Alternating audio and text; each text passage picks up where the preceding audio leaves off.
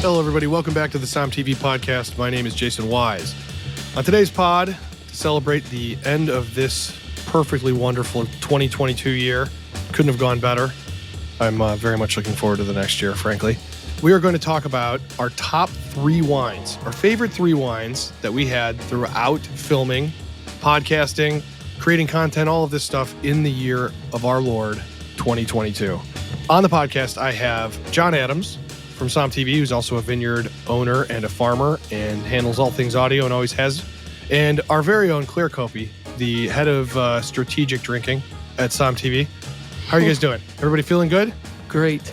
Heyo. Do you guys have your wines picked out? Sure do. I do. Okay, a little bit of ground rules here. Good. A little bit of ground rules. We're going to go from 3 to 1. Everybody has 3 wines. And if anything overlaps, we're just going to talk about that wine whenever it's first mentioned. So we'll do it that way. I do want to tell all of you who are SOMM TV subscribers and you listeners who are not, who should be, tons of new stuff has come to SOMM TV in the last 30 days. We had a new project called The Oldest Vine, which is the story of the oldest vine in the world still making wine. It's really great. It's on SOMM TV. Also, the Sparklers Reunion you may have loved. If you haven't, you need to watch it. Everybody gets back together and goes through some of the controversial dishes and everything that happened through that series. And then also, we have our documentary on Portugal. So there are 2 master classes, but there's actually another documentary that takes you through all the regions, and it's fantastically gorgeous. So you want to check that out. Claire and John, this is a time-honored tradition. We do this every year, and every year we sort of have to decide, are we picking FU bottles, ones that are meant to impress, or are we picking our favorites? Are we picking bargains? Before we mention our wines, did you have an overall strategy, Claire, with how you approach this? Well, for me, it's less about sometimes those fuck you wines, they might not be the most delicious ever. Like, just because something's really expensive or really famous doesn't mean it's always going to be drinking perfectly well, you know? So for me, it's a lot more about the experience surrounding that wine that makes it very, very special. But certainly, yeah, if it's, a rare bottling, that helps. But for me, it's a lot about the experience around the wine. Yeah, it's hard to separate that stuff. John, how about you? Are you an experience or a take a look at my cool Instagram photo wine guy? Yes, I will stick with the experience because I think when you're filming and you're there, everything changes about your experience with the wine, who you're with, the people you're with, how things smell, how things taste. It just really brings the noise. I think it'd be really interesting to take like a bottle of like 78, like DRC, and put someone in a really cramped car with a ton of people and blast Pantera really loud, like extremely loud death metal, and just see if the wine's good, because is the experience going to affect? All right. I want to say all of these wines are either in content you can watch on SOMM TV or in our podcast or in something coming up. That's the rule, so that all of you can at least see what we're talking about. John, why don't we start with your number 3 wine of 2022? So we had an awesome trip to Rome to film an upcoming movie, as well as a bunch of content for SOMM TV. And this particular wine is from the Rimessa Roscioli pairings episode that aired this year. And we were filming a recipe for cacio e pepe, which is a delicious pasta dish. The wine that they paired with this dish was a Schioppettino. It was made by a producer called Les Deux Terres. I had not really had Schioppettino before, but I will say that this particular variety really kind of rocked my world. It's unique because it has this sort of raspberry, cherry, strawberry, red fruited component to it, really high acid. But then the cool thing is it has this peppery situation. And it's one of the few red varieties that produce something called rotondun, which is that peppery thing you get in Syrah. So it really kind of made an impression on me. It's from Friuli in the northeast of Italy, right on the Slovenian border. Pretty interesting variety. It almost went extinct. They thought it was extinct in the 60s. And they have revived it. It's a really delicious wine. I encourage anybody to seek out a Schioppettino from Friuli. Yeah, that was a great wine. Honestly, that also was a great pairing because of the whole pepper component, all of that. For sure. It's a good call. And that's a pretty... I always love when people bring up wines that are, off the beaten path, but affordable. And these are wines that you can actually get. Schioppettino, providing you can pronounce that, say it 3 times after you've had a couple glasses of wine. Good luck. But that is a wine that's very affordable. That's a good call. Claire, what is your number 3 wine of 2022? My number 3 wine of 2022 is going to be from Israel, from the time that I spent there on that amazing trip. It is Spagots Merlot. And so this is a winery that's in the Edom Mountains of Israel. It's very windy up in these vineyards. We went to go visit the winery, and beautiful, beautiful place. Absolutely stunning. And this Merlot just knocked all of our socks off. And we especially love that it was a grape variety that, doesn't get enough love and gets kind of crapped on sometimes. But these guys, they were doing it. They were doing it right.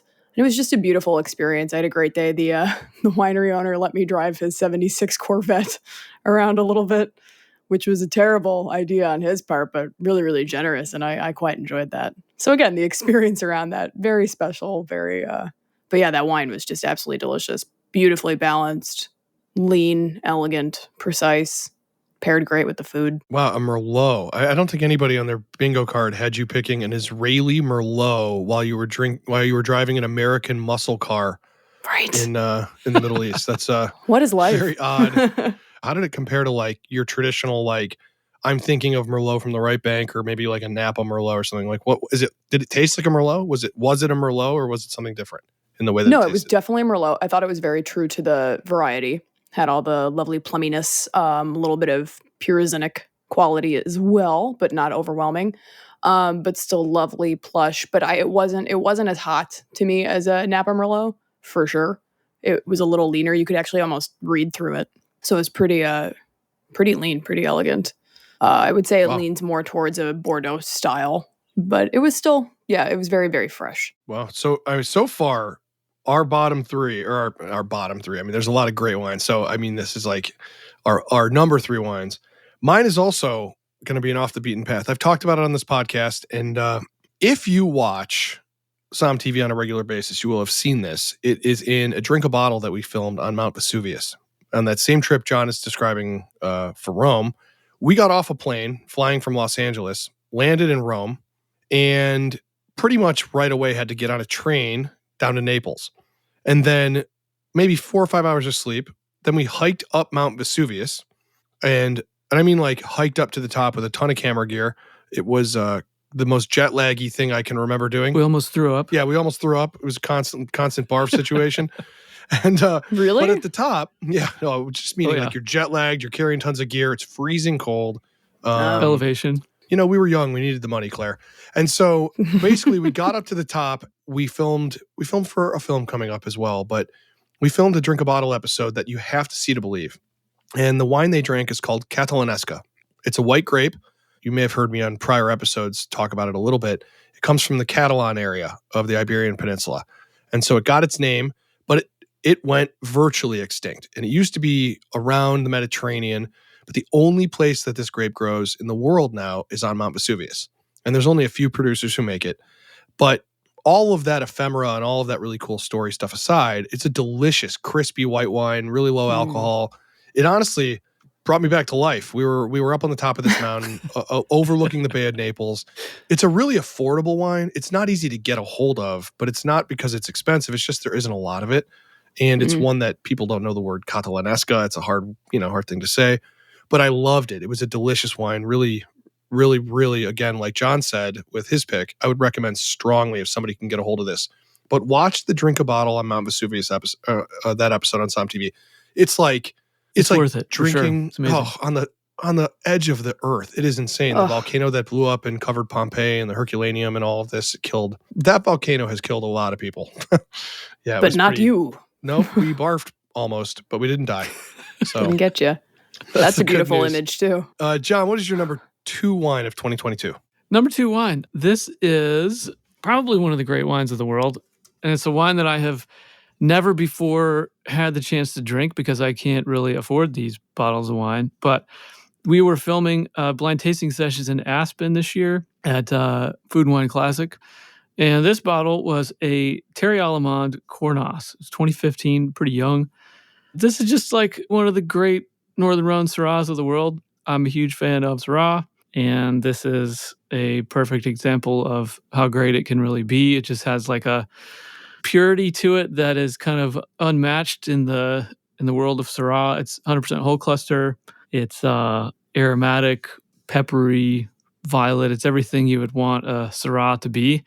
And it's a bottle that I can't afford, so it was pretty special for me. That was delicious. I was there for that, and that was in the blind tasting sessions with Greg Lambrecht, right? Greg and Yeah. Mark. Greg and Yeah. Mark Oldman. Yeah, it's always crazy in those episodes, the blind tasting show episodes, when people bring wine like that, because when somebody pops a cork and it's a north of $350 bottle, I'm always shocked, because it might even be harder to get a wine like that than it is to get an inexpensive one, because you just wouldn't think somebody would bring that for something like that. It was delicious. Yeah.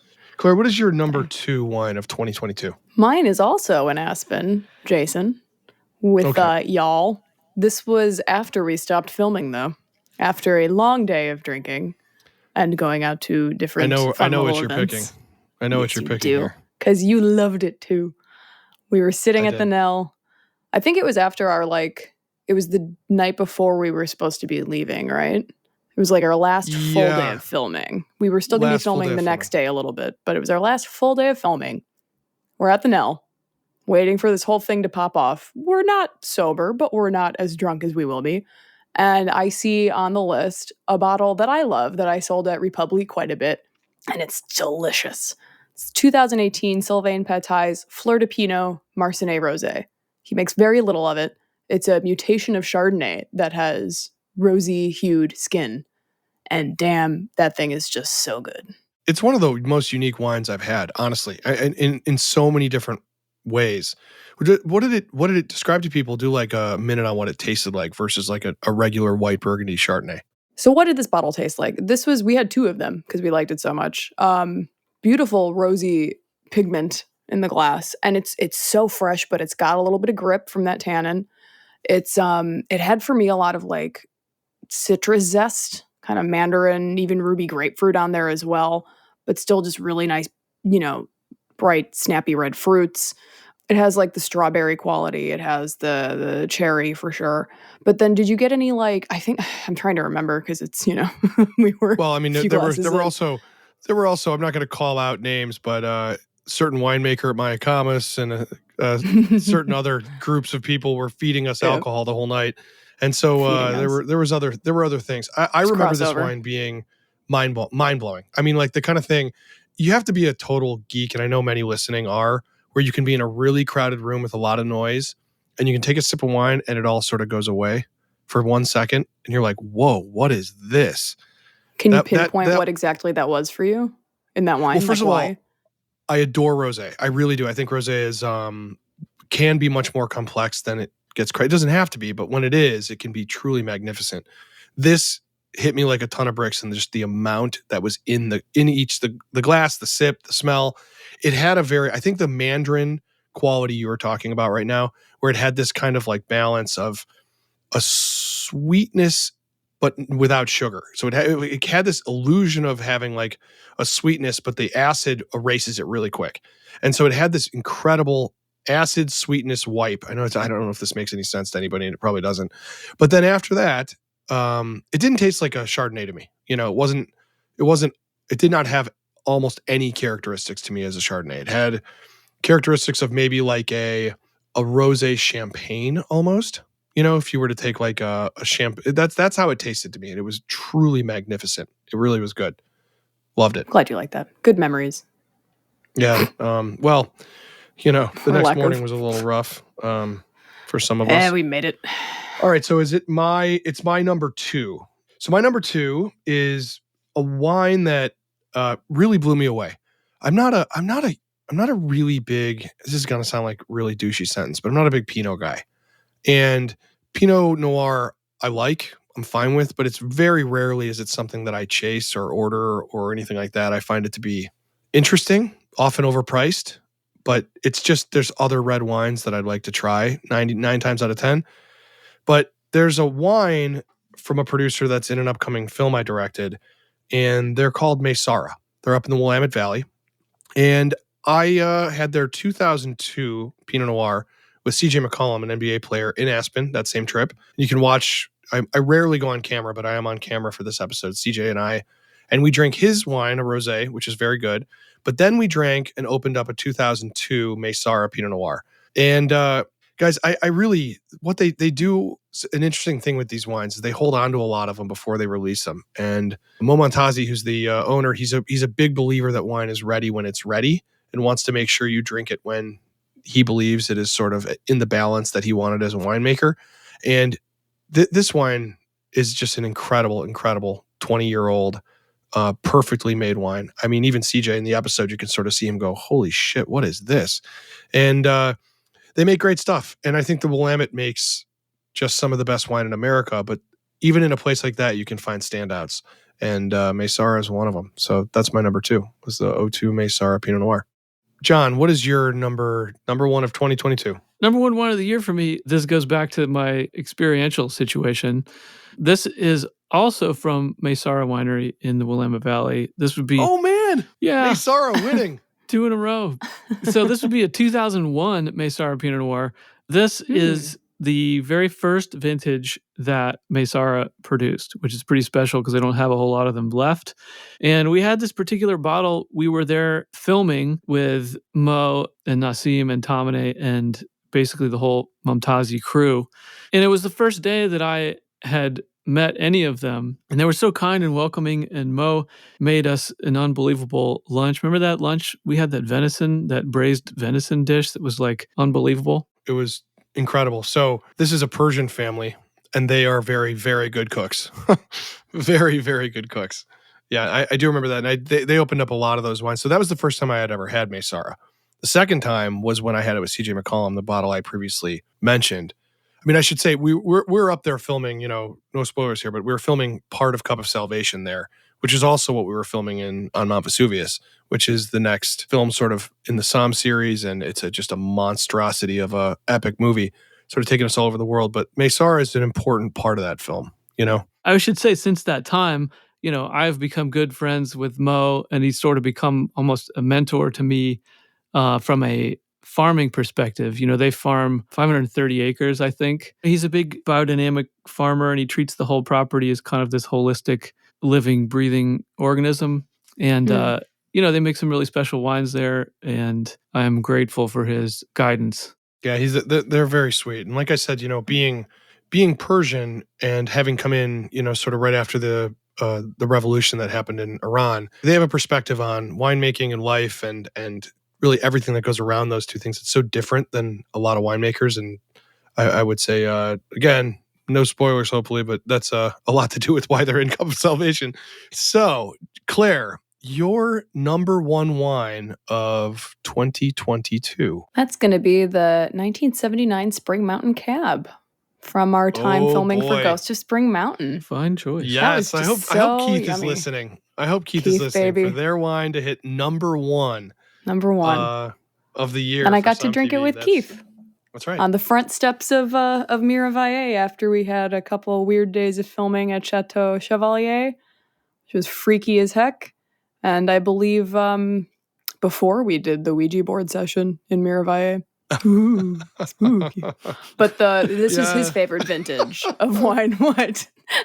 What? I'm just laughing because, I know what happened in that film and how I directed it. So, but yeah, people waiting. It's worth the wait for this movie. Anyways, keep going, Claire. I'm so sorry. No, this is fine. It was, I know what happens.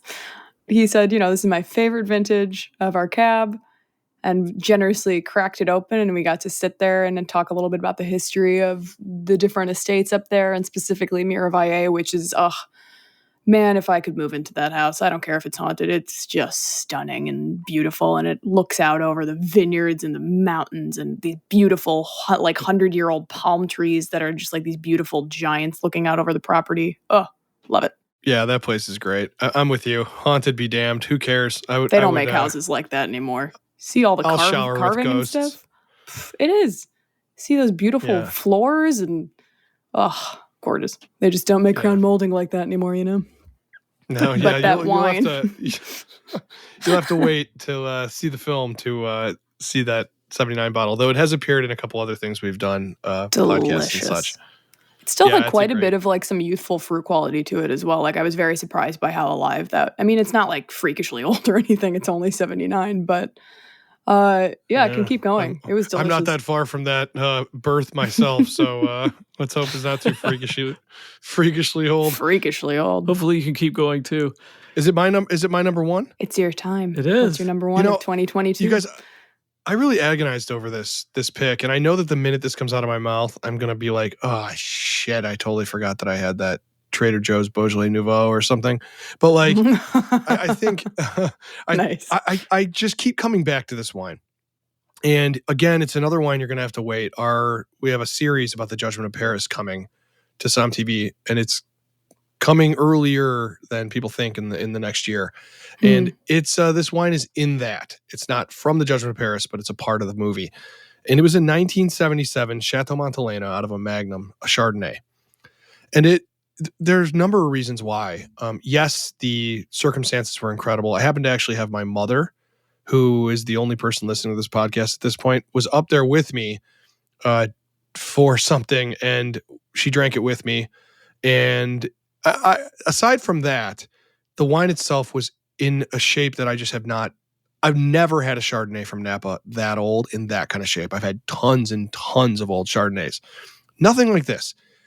The acid in this wine and the balance, it had none of that like really butterscotchy oxidation thing that a lot of Chardonnays just take on, and they're like really rich and really, I mean, maybe some people do like that, but for the most part, that's a quality that's starting to go downhill. And there's no fruit left. The acid's gone. That's not what this wine was like. We had it at the winery. It was pulled right from the cellar. Probably never moved. But I will say this: it tasted to me.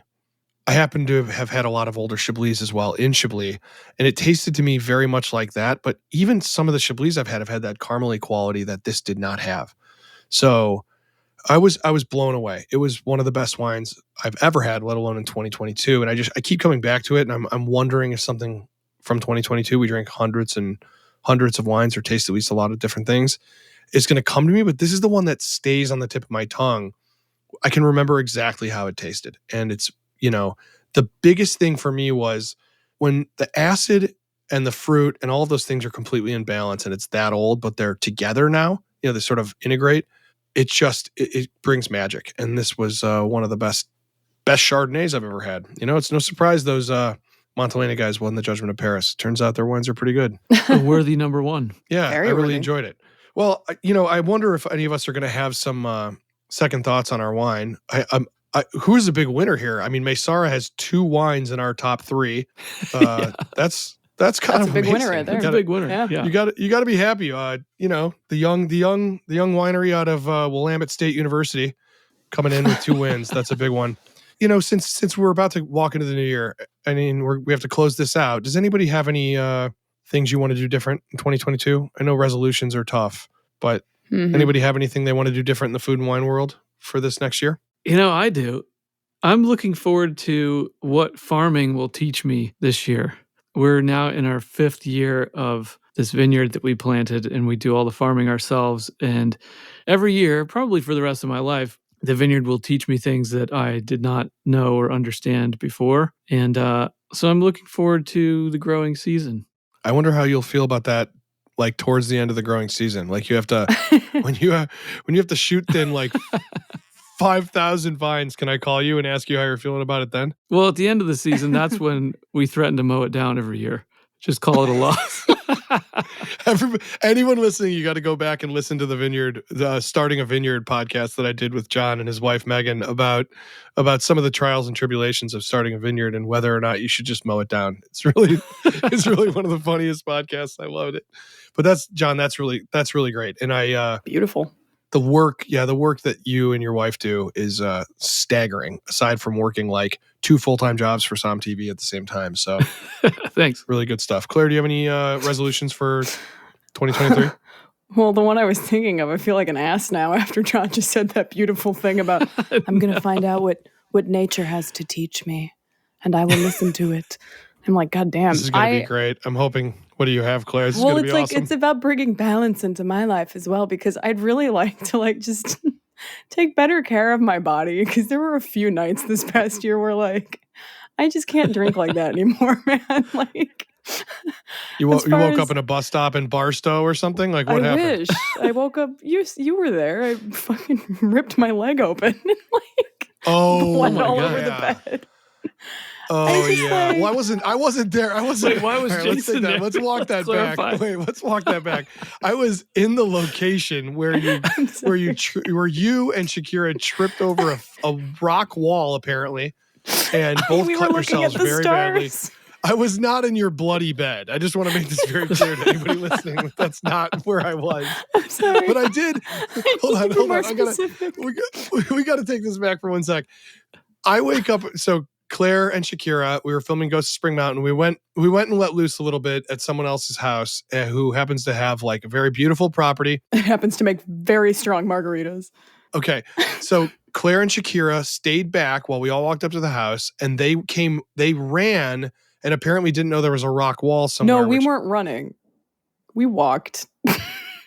We were walking and looking at the stars. You cut your shins, correct? Yeah, we like basically plowed into the wall and like completely flipped over, and it was wine glasses exploded, shins cut open, and it's bad. Oh my God. I hope the winery that we stayed in is not listening to this podcast, but I'm just gonna say the next morning I was in a different room. Let's just be honest. I wake up and I see Claire, and she went to bed in this bed and she was bleeding, and it looked like a CSI crime scene in this room. There was blood absolutely everywhere. Well, we thought we bandaged it up. But that's not okay. Let's take it. You didn't do anything wrong. It's just your bandage came off, and you bled a little more, and it looked like there were 5 murdered horse heads in your bed. Yes, we bandaged it up, and it soaked through everything, then through the sheets to the mattress. I woke up and I was like, "What's wet?" And I pulled back my sheets. Shit you not, like Godfather Part 1, and I thought there'd be a horse head at the bottom. Oh! The Godfather horse head. Anyway, all this to say, I would like to bring a little balance and health to my approach to wine and food this year. I still want to enjoy it and love it, but I would like to have a little more balance. That's important. Yeah. People listening are like, what is going on with this crew? How soon till they're all arrested? And the answer is probably February. All right.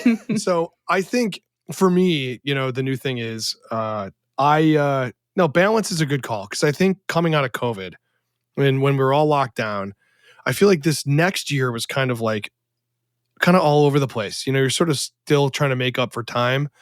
And I have never worked so hard and yet felt like I didn't get enough done than I did in this year. And I think that I would also like to have a little bit of balance.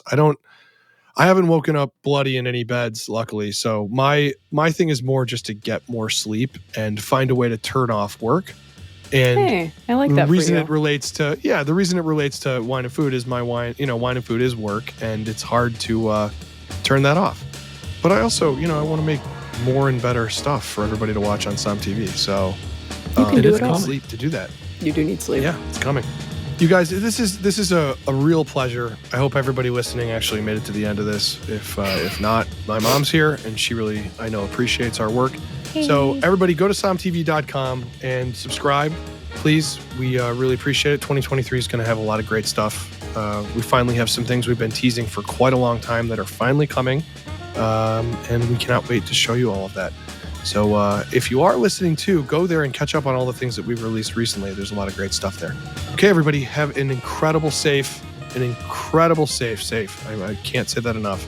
Time on New Year's Eve. Make sure you tip whoever is serving you, because trust me, they don't want to be at work if you're at a party at a restaurant. And we will see you in 2023. Please be safe.